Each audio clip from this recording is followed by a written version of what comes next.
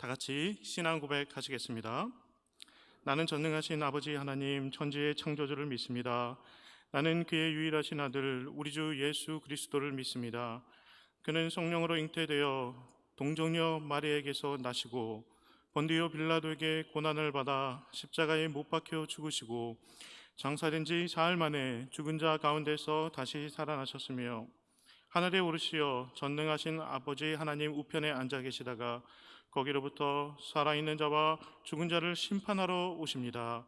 나는 성령을 믿으며 거룩한 공교회와 성도의 교제와 죄를 용서받는 것과 몸의 부활과 영생을 믿습니다. 아멘. 오늘 선포될 하나님의 말씀은 사무엘상 4장 5절부터 11절 말씀입니다.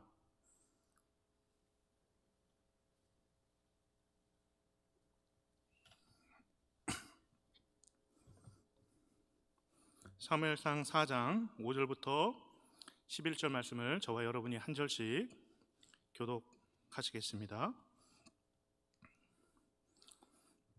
여호와의 언약궤가 진영에 들어올 때에 온 이스라엘의 큰 소리로 외치매 땅이 울린지라.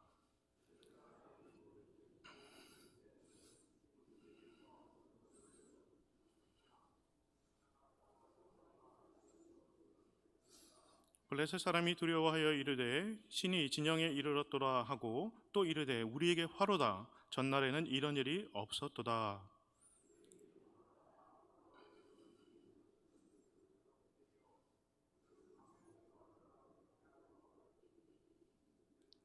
너희 블레셋 사람들아 강하게 되며 대장부가 되라. 너희가 히브리 사람의 종이 되기를 그들이 너희의 종이 되었던 것 같이 되지 말고 대장부 같이 되어 싸우라 하고.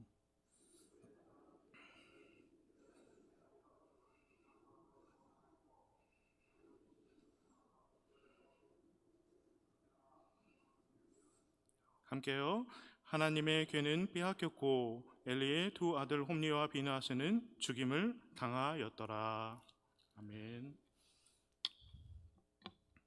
감사주일을 앞둔 이 완연한 가을날 올 한 해 주신 감사 제목을 이렇게 하나씩 세어보는 여러분들 마음에 하나님의 또 충만한 은혜가 가득하시기를 소원합니다.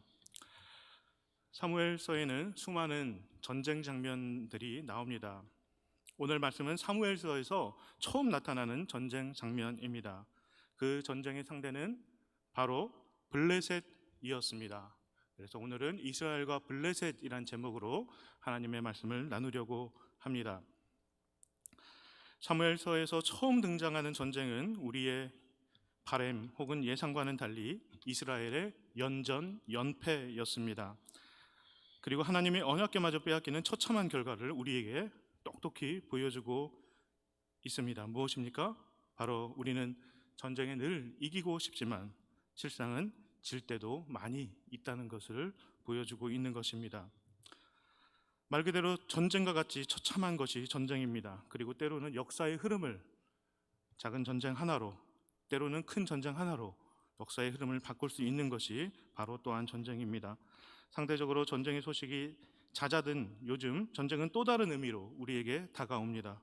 바로 경쟁이 심한 사회 속에서 개인적으로 싸워야 할 인생의 전쟁, 그리고 보이지 않는 전쟁, 바로 우리의 영적 전쟁입니다. 전쟁의 시작은 적과 조우하는 것입니다. 그리고 전쟁의 관건은 바로 적을 알고 나를 아는 것입니다. 이스라엘과 블레셋, 참으로 끈질긴 악연이 아닐 수 없습니다. 오늘은 이스라엘과 블레셋의 그 오랜 갈등의 모습을 살펴보고자 합니다. 또한 그동안 우리는 이스라엘의 시점으로 그냥 하나의 적으로서 블레셋을 바라보았지만 오늘은 한 걸음 좀 뒤로 물러나서 이스라엘과 블레셋을 영적인 눈으로 함께 바라보면 좋을 것 같습니다. 그래야 오늘날 이스라엘의 계보를 잇는 우리 약속의 백성, 믿음의 백성, 하나님의 백성인 우리에게 주는 영적 교훈이 무엇인가 우리 함께 살펴보겠습니다. 창세기 21장에 등장하는 아비멜렉을 시작으로 구약 전체에서 블레셋의 이름은 250번 이상 등장한다고 합니다. 그런데 사무엘서에서 블레셋은 4장에 이르러 이제 처음 등장하고 있습니다. 4장 1절 후반절입니다. 이스라엘은 나가서 블레셋 사람들과 싸우려고 에베네셀 곁에 진치고 블레셋 사람들은 아벡에 진쳤더니. 사무엘상에 이렇게 처음으로 블레셋은 등장합니다. 블레셋, 블레셋이 사무엘서가 시작한 지 4장 만에 등장하는데 블레셋에 대한 특별한 소개나 그 민족의 간단한 역사 소개도 없이 매우 친숙한 것처럼 블레셋이 스르르 등장합니다. 그리고 그들과의 전쟁 장면이 펼쳐지게 됩니다. 굉장히 익숙했던 것 같습니다. 사무엘서에서 블레셋이 이렇게 자연스럽게 등장하는 이유가 뭔가 저는 좀 생각해 보았습니다. 첫 번째, 연속성입니다. 사무엘서는 사사기부로부터 시작하는 그 구약의 성경이 자연스럽게 사무엘서로 연결되는 한 권의 책이라고 볼 수 있습니다.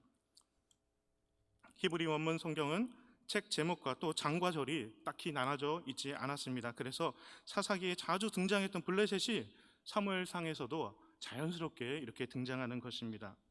그리고 사무엘서의 독자에게 그리고 저자에게 공통적으로 블레셋은 매우 익숙한 대적의 이름이었기 때문에 굳이 블레셋에 대해서 설명할 필요가 없었습니다.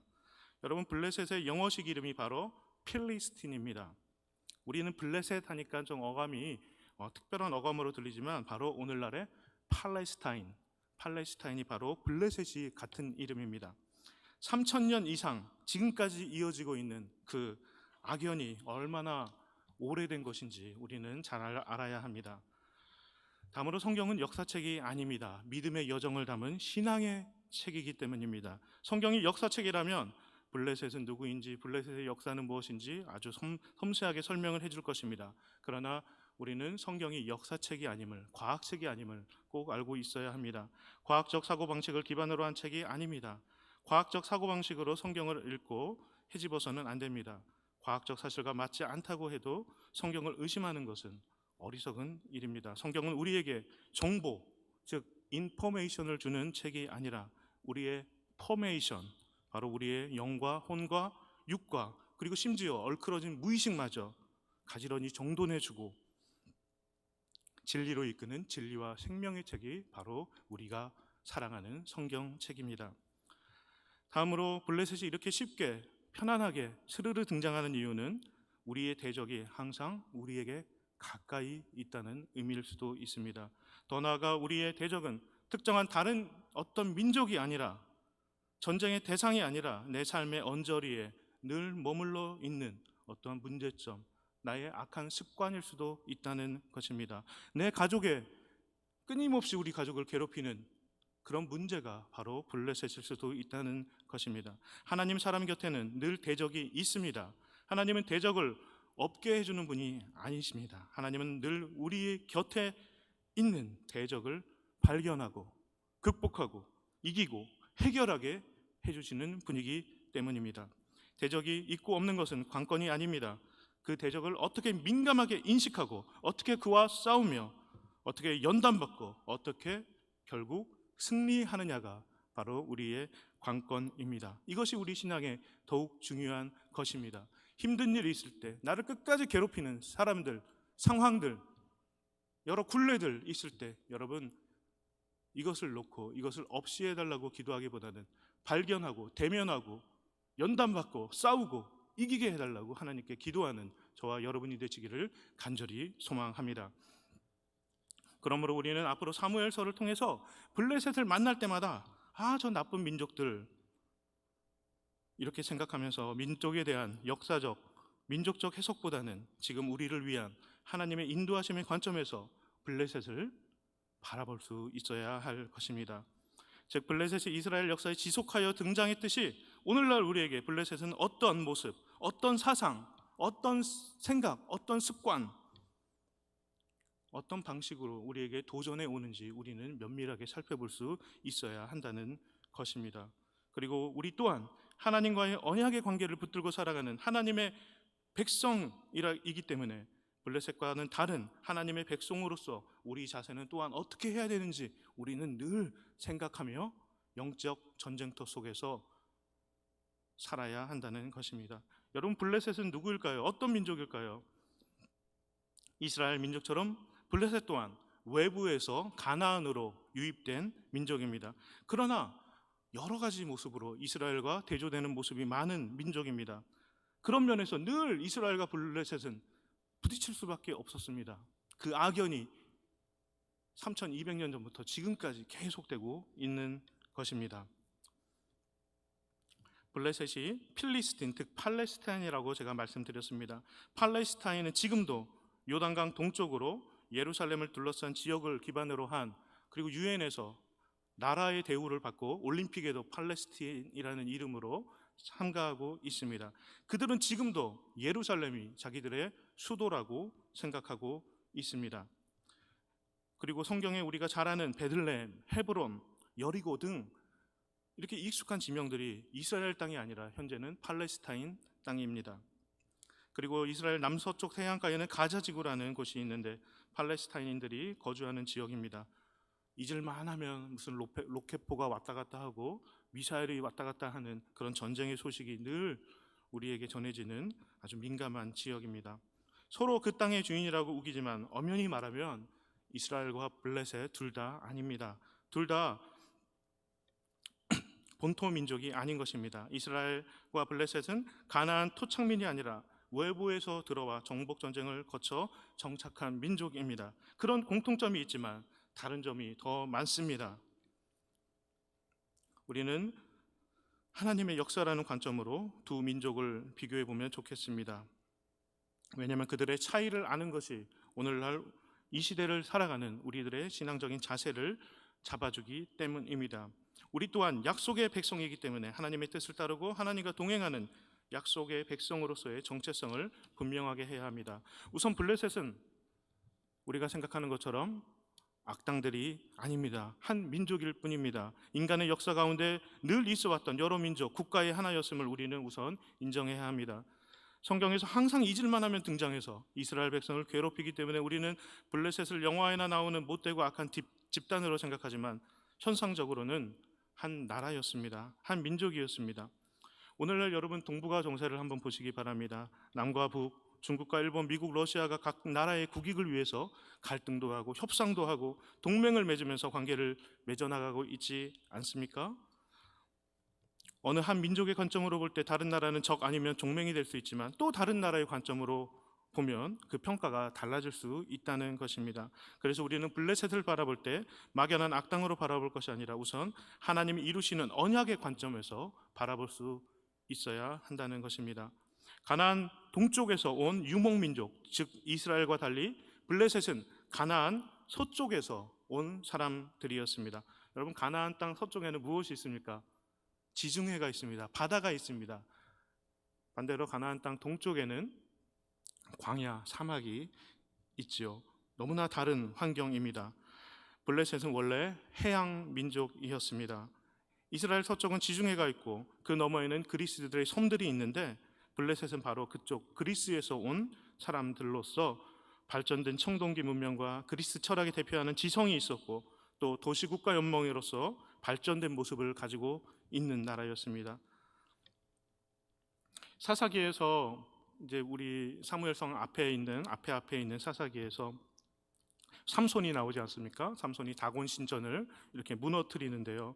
다곤 신은 바로 그래서 반은 물고기, 반은 사람인 그런 신이었다고 합니다.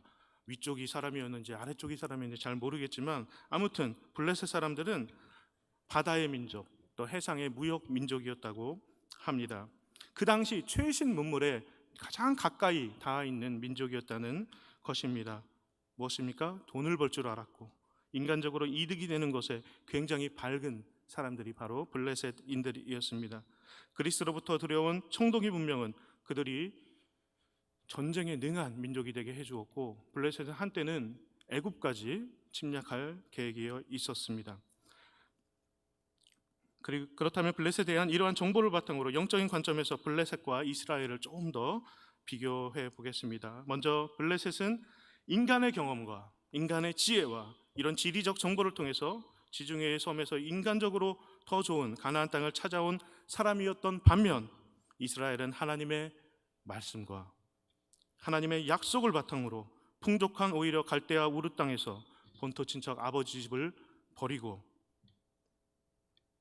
긴 사막을 건너 낯선 가나안 땅에 이렇게 이르는 민족입니다. 블레셋은 얻으러 떠난 민족이고 이스라엘은 버리고 떠난 민족입니다. 그러나 오히려 버리고 떠난 민족 이스라엘이 참된 하나님을 얻게 된 것입니다. 우리는 이런 영적 정체성을 잃지 말아야 합니다. 하나님을 얻기 위해 말씀을 따라 다른 것을 버리는 사람들이 바로 우리 약속의 백성들임을 여러분 꼭 기억하시기 바랍니다. 유목민은 언제나 떠날 준비가 되어 있는 사람들입니다. 뱃사람들과 달리 유목민들에게는 광야의 습성이 있습니다. 우리에게는 광야의 DNA가 있다는 것입니다. 깊은 성찰, 인내, 연단, 바로 광야 사람들의 특징입니다. 그래서 이스라엘의 영적 역사, 이스라엘의 지도자들은 대부분 광야 생활을 경험하게 됩니다.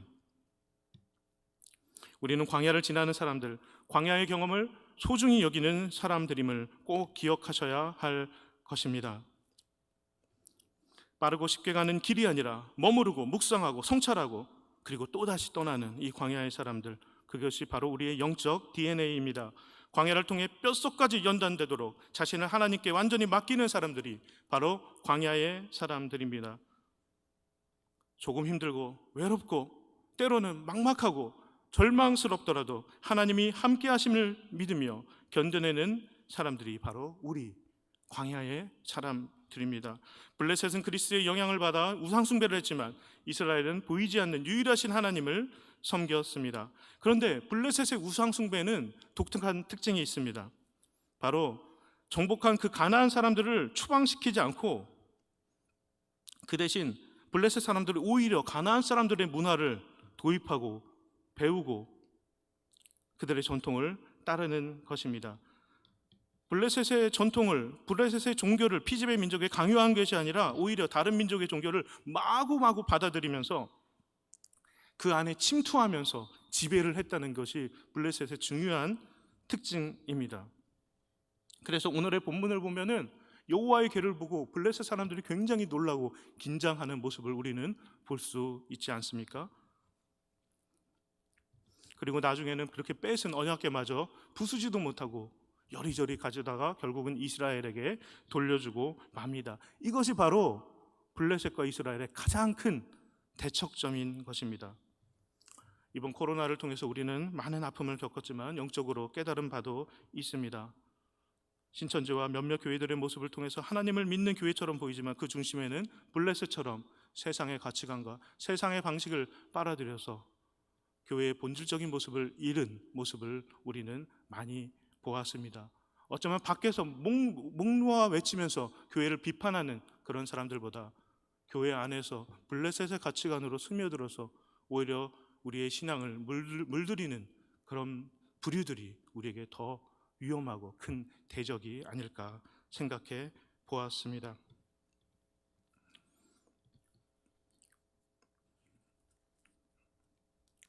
우리는 결코 블레셋에게 영적으로 점령당하지 말아야 합니다. 엘리와 같은 영적 리더들이 무너지게 되자 오히려 이스라엘이 블레셋과 전쟁을 하면서 오히려 그들의 영향을 받은 모습이 바로 오늘 본문에 나옵니다. 아마 블레셋 사람들은 전쟁을 할 때 우상을 내세워서 전쟁을 했던 것 같습니다. 그럼 블레셋 사람에게 계속 지게 되자 이스라엘은 우리도 그렇게 해보자 해서 하나님의 언약궤를 전쟁터에 끌고 온 이미 블레셋에게 그 오염된 그런 행태를 보이게 되는 것입니다. 블레셋을 똑같이 흉내내는 것입니다. 그래서 이스라엘은 블레셋의 영에 이미 전쟁도 하기 전에 영적으로 굴복해 버렸던 것입니다. 그런 전쟁에 결코 이길 수가 없습니다.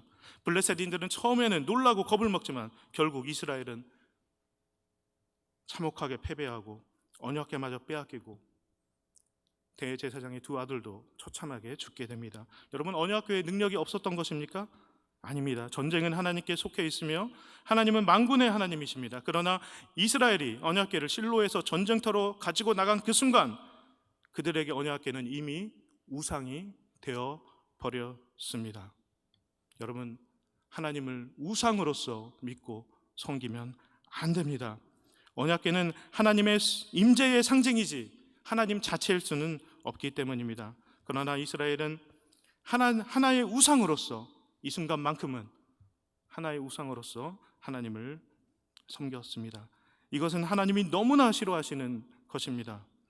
하나님은 다른 우상 숭배도 싫어하시지만 하나님을 우상으로 섬기는 것은 더욱 싫어하십니다. 하나님은 모든 상황을 뛰어넘어 하나님을 온전히 사랑하고 모든 상황을 뛰어넘어 하나님을 온전히 믿고 모든 상황을 뛰어넘어 하나님께 온전히 맡기는 그 믿음을 귀하게 여기십니다. 사랑하는 성도 여러분, 블레셋은 여전히 우리 생각보다 우리에게 더 가까이 있습니다. 아니, 우리 마음속에 이미 자리하고 있으며 오늘도 여러 가지 블레셋의 방식으로 우리를 유혹하고 우리들에게 도전해 오고 있습니다. 더 빠른 방법, 더 빨리 성공하는 방법, 더 빨리 이루는 방법. 세상 사람들은 저렇게 살아가는데 교회도 이렇게 해야 되지 않나? 세상 사람들은 저렇게 빠르게 반응하면서 여러 가지 받아들이면서 변화하면서 효율적인 방법으로 이것저것 받아들이면서 변화하고 있는데 우리는 왜 이렇게 변화 없이 정체되고 있는 것일까? 이런 생각을 하면서 우리도 모르게 여전히 우리 곁에 있는 블레셋의 영에 우리가 사로잡힐 때가 있다는 것을 우리는 꼭 기억해야 합니다.